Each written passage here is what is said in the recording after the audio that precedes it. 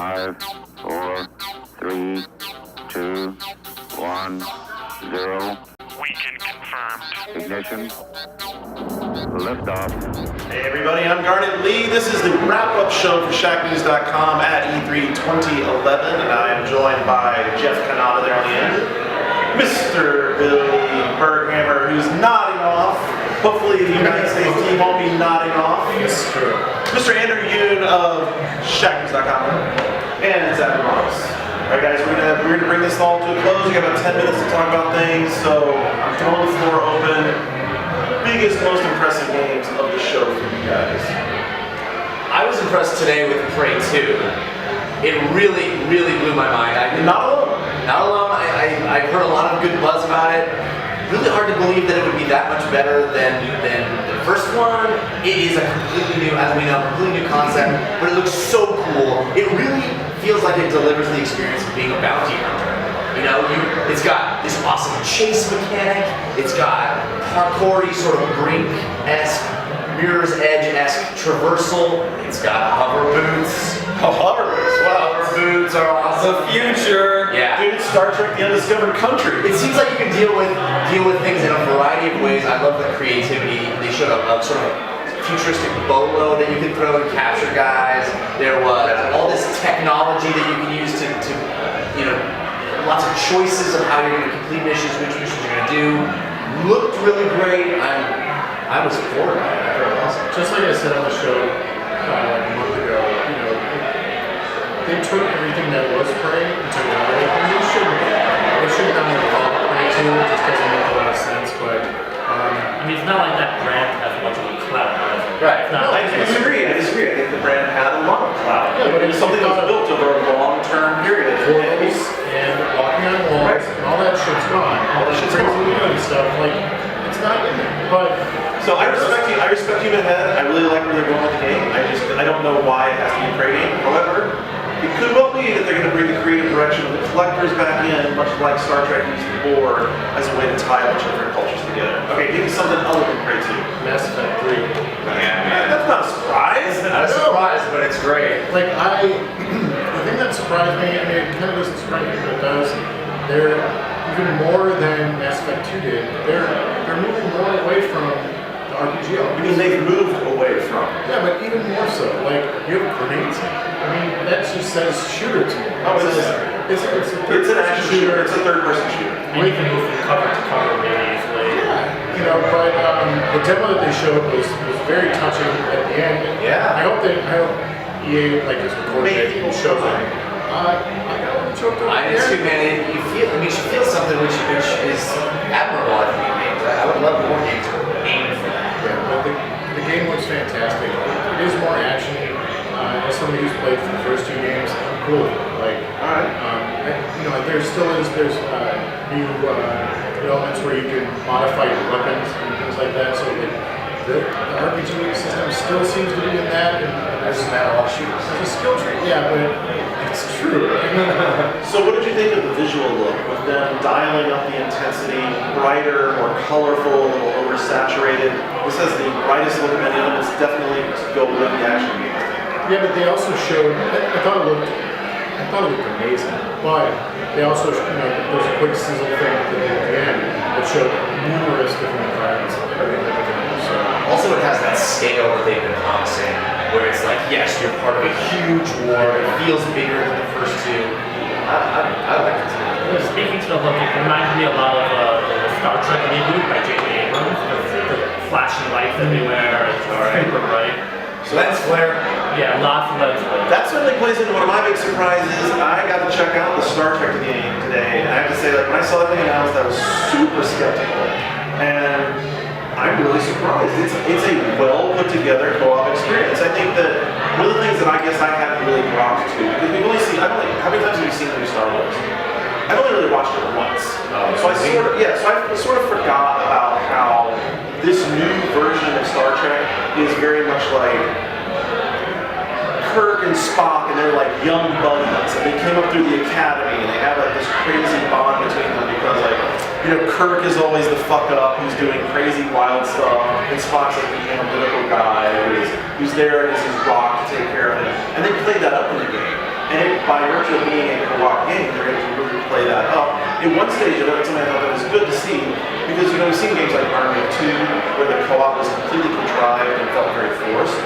Here was a section where Kirk was injured, and Spock had to buddy grab him and carry him through the Enterprise, and Kirk was required to be fending off the enemies while Spock was carrying him through the Enterprise. It was a cool back and forth between one guy worried about the tactics and the other guy worried about shooting. I like that interplay, and it looks good.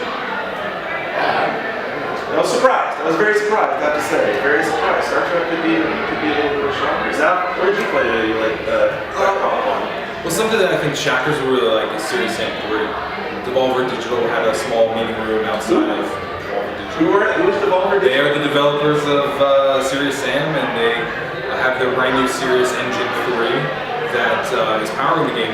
And one thing that is really cool about it is it has all the old classic Serious Sam weapons in there, like the cannonball. You can fire giant cannonballs throughout the world. But the thing that was really interesting about that engine is that the draw distance is so great, and he's like, that's not canvas, that's all world in the background there.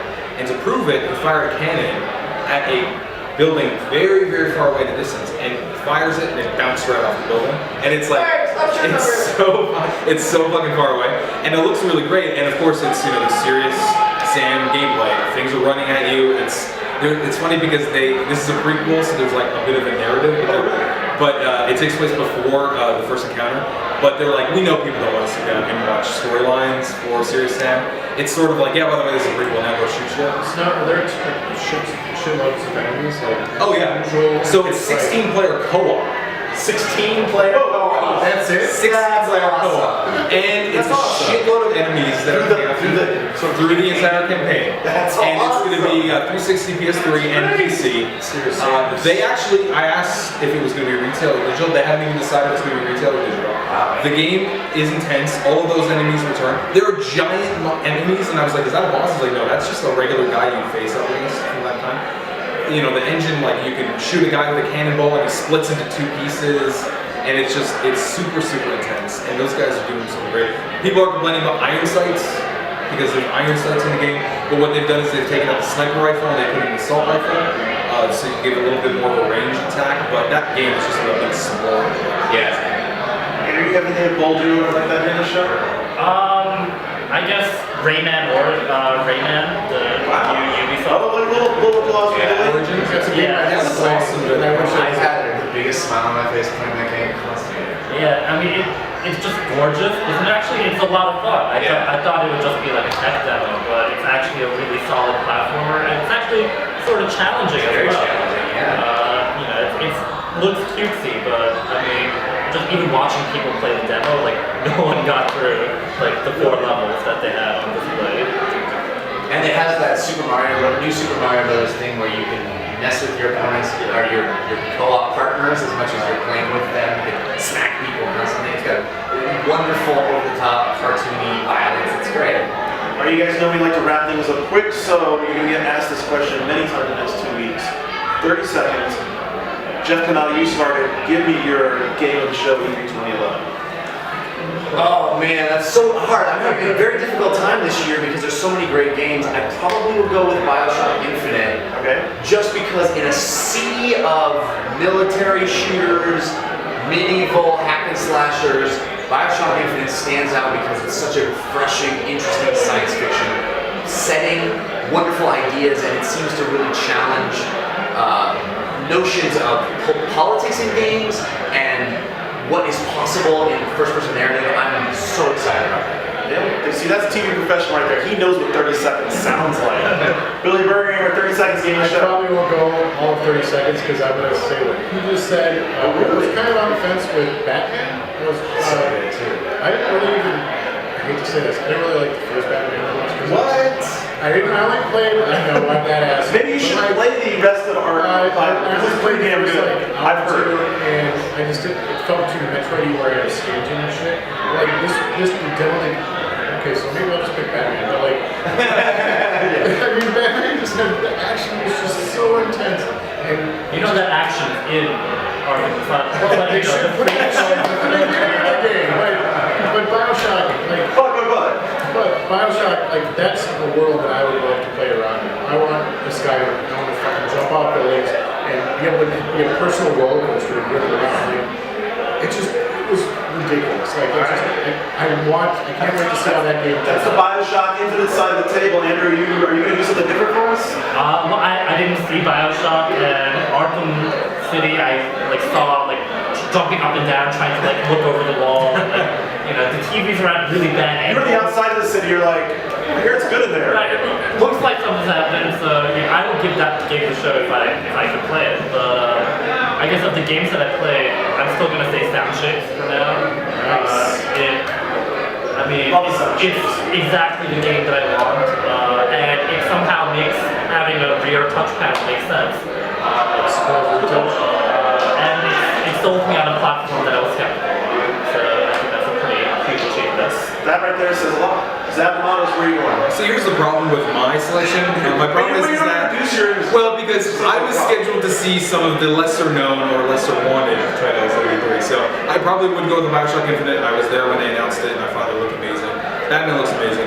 But I would say my most surprising game is Captain America. You know, like Captain America. I did, yeah. And it is surprising. It's Batman. It's Batman. Yeah. It is Batman Arkham. That's not a bad thing. No, it's They not. basically cloned They Batman stole Arkham from the Asylum. right people. Yeah. Contextual fighting. Well, who better to rip off someone else than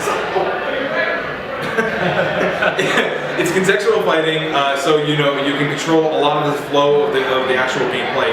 It takes place based on what the enemies are doing in relation to where you are, so you can control. And throwing the shield was really awesome. The game was just, I thought it was going to be like the Iron Man of And you have Captain America vision, which Yeah. is just What? No, there's never that. No, they have that overlay where it looks just like that America stuff.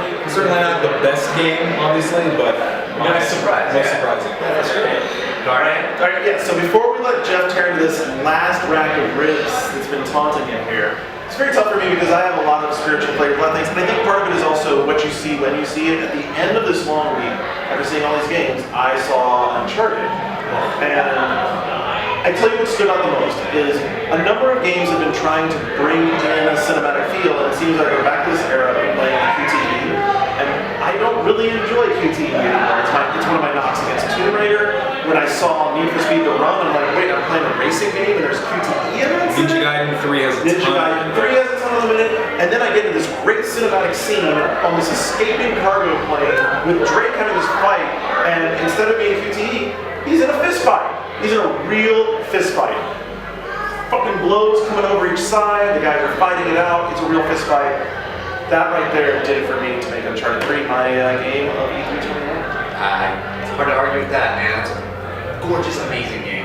Alright, so we still have we can confirm to catch up with E3 2011 stuff. We have all of next week. Hope you'll join us on shacknews.com, on iTunes for the podcast, and everywhere else we go. Until then, I'm Garnet Lee. For everyone here at E3 2011, thanks very much for joining us. We are out.